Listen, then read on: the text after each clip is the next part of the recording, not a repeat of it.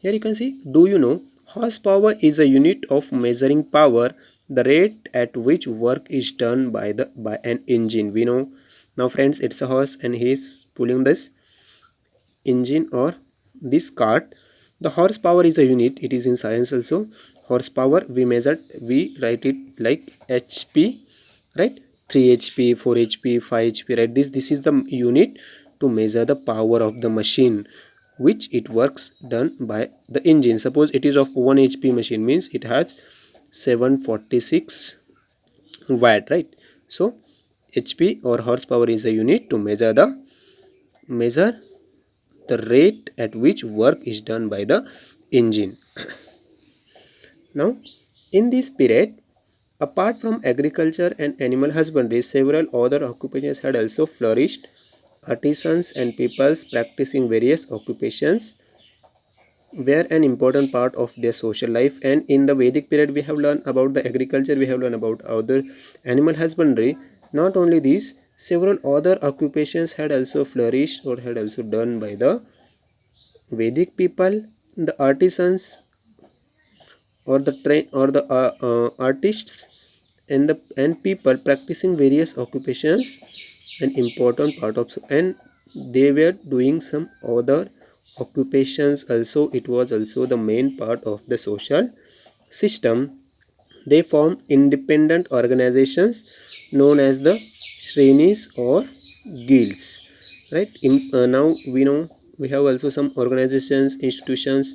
The Vedic people, they also formed independent organization, and these independent organizations were known as Shrenis or guilds.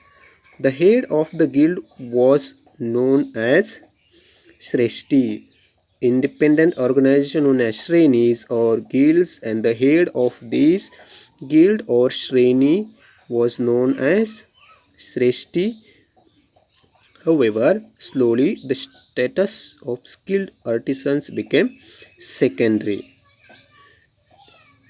Now, during the period, there were four varnas. Now, during Vedic period, there were the four varnas: Brahmin, Kshatriya, Vaishya, and Shudra. These four varnas were there during the Vedic period. A varna was determined by the occupation of the people, and initially, this varna or this varna was determined by the occupation of the particular person, occupation of the particular person or people. In the latter period, the varnas came to be determined on the basis of birth.